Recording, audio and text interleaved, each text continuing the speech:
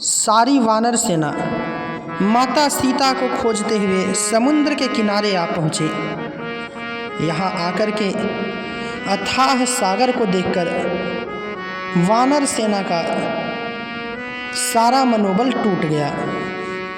अंगद कहते हैं, अंगद कहीं जाऊँ मैं पारा। अंगद कहते हैं कि मैं जा तो सकता हूँ, परंतु जिया संशय कछु फिरती बारा।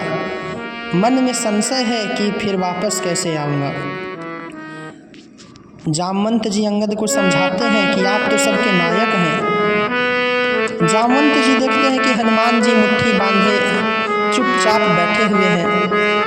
तब जामवंत कहते हैं, कहई ऋक्षपति सुनु हनुमाना, का चुप साधी रहे बलवाना।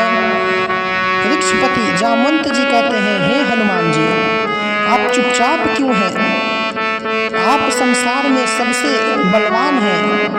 जो काम संसार में कोई नहीं कर सकता वो भी आप कर सकते हैं, और आपका तो जन्म ही राम काज के लिए हुआ है। राम काज लगी तब अवतारा। जैसे ही जामवंत जी हनुमान जी से इतना कहते हैं कि सुनत ही भयउ पर्वताकारा। हनुमान जी विशाल शरीर धारण करके एकदम से राम काज के लिए तैयार हो जाते हैं। कहते हैं जामवंत जी से कि मैं समस्त लंका नगरी को राक्षस राज रावण के साथ अभी श्री राम के चरणों में समर्पित कर दूंगा। जामवंत जी कहते हैं कि नहीं, आप केवल जाकर माता सीता की सुध लेकर आइए।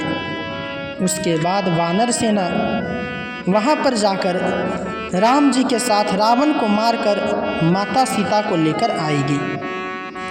वानर सेना माता सीता को लेने जाएगी। आप केवल इतना करिए कि जाके सीता माता की सुधि लाकर प्रभु श्री राम को बता दीजिए। यह सुनकर हनुमान जी चल पड़े। जिमी अमोघ रघुपति कर वाना। अमोघ रघुपति की बाण जैसे अमोघ है, उसी प्रकार हनुमान जी सागर कूदकर लंका नगरी में आ गए। लंका नगरी में आए तो यहाँ तो राक्षस राज रावण का साम्राज्य। यहाँ पर कौन मिलेगा सीता माता की सुधि बताने वाला। आए तो प्रत्येक भवन में देखा, कहीं पर माता सीता की सुध नहीं मिली। एक नगर वहाँ पर दिखाई दिया, एक मंदिर। उस भवन में एक मंदिर बना हुआ था। रामायुध अंकित गृह शोभा बरनी न जाय। नव तुलसी का वृंदतः देखी हरस कपिराय। सुंदर राम नाम अंकित था। हनुमान जी जान गए कि मेरा आधा काम तो यहाँ पर संपन्न हो गया, क्योंकि राम नाम अंकित है तो कोई सज्जन ही होंगे, क्योंकि पापी के मुख से जल्दी राम नाम नहीं निकलता। सब काम कर लीजिएगा, लेकिन भगवान श्री राम का नाम लेना पापी के लिए सबसे मुश्किल काम है। हनुमान जी मन में प्रसन्न हो गए। विभीषण जी से मित्रता हुई, बातचीत हुई। विभीषण जी ने हनुमान जी को माता सीता का पता बताया, और यहाँ पर माता सीता अथाह दुख के सागर में डूबी हुई हैं। हनुमान जी से विभीषण कहते हैं कि माँ सीता अशोक वाटिका में बैठी हुई प्रभु श्री राम का ही स्मरण करती रहती हैं। हनुमान जी विभीषण से मिलकर माता सीता से मिलने अशोक वाटिका में चल पड़े। अशोक वाटिका में क्या दृश्य है, तो रावण प्रत्येक दिन आता, माता सीता को समझाता, जो मन में आए राक्षस बुद्धि जो उसको समझ में आता, माता सीता को जो मन में आता समझाता। तब अनुचरी करऊं पन मोरा, एक बार बिलोकु मम ओरा। रावण कहता है कि हे माते सीते, देखिए माते सीता से रावण क्या कहता है कि हे सीते, एक बार आप केवल मेरे तरफ देख लीजिए। मंदोदरी आदि जितनी रानियां हैं सब आपकी अनुचरी हो जाएंगी, दासियां हो जाएंगी। आप बस एक बार देख लीजिए। माता सीता कहती हैं तिनके की ओट लेकर, क्या कहती हैं कि सुनु दसमुख गोद प्रकाशा, अर्थात रावण को जुगनू कहती हैं और प्रभु श्री राम को साक्षात सूर्य के समान कहती हैं कि आप तो जुगनू हैं और प्रभु श्री राम साक्षात सूर्य हैं। कहाँ सूर्य और कहाँ जुगनू। आप ही सुनी खद्योद सम, राम ही भानु समान, परुष वचन सुनि काढ़ियसी, बोला अति खिसियान।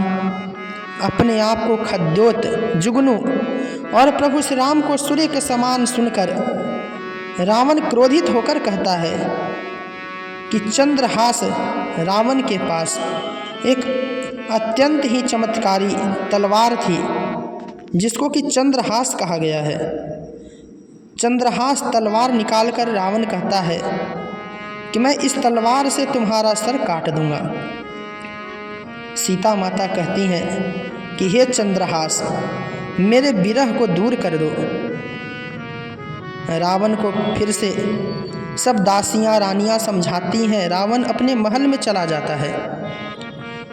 यहाँ पर त्रिजटा नाम की जो राक्षसी है वह माता सीता को बहुत प्रकार से समझा रही कि हे माता सीता, प्रभु श्री राम आएंगे, विलंब हो रहा लेकिन प्रभु श्री राम आएंगे, आप मन में धैर्य रखिए।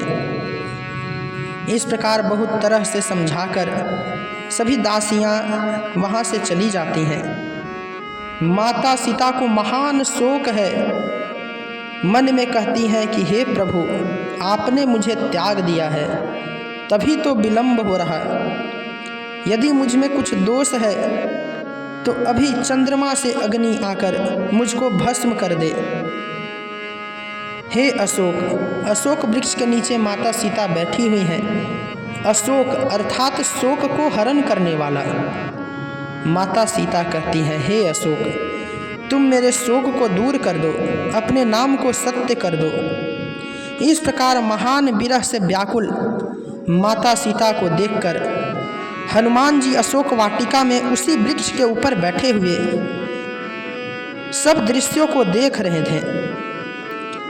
माता सीता कहती हैं, हे प्रभु राम, आप मेरे दुख को दूर करिए। इतना कहते भर में ही कपि अर्थात हनुमान जी से माता सीता का दुख देखा नहीं गया।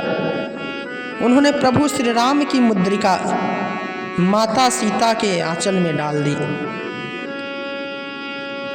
माता सीता ने जब राम नाम अंकित बहुत ही सुंदर मुद्रिका देखी तो प्रसन्न हो गई। माता सीता का शोक क्षण भर में ही दूर हो गया, परंतु विस्मित भी हुई कि प्रभु श्री राम की अंगूठी यहाँ पर कैसे आई। माता सीता को संशय करता देखकर हनुमान जी तुरंत वृक्ष से नीचे आते हैं और पूरी कथा माता सीता को सुनाते हैं, जिससे माता सीता का दुख दूर हो जाता है। कपि के वचन सप्रेम सुनी, उपजा मन विश्वास, जाना मन क्रम वचन यह कृपा सिंधु कर दास।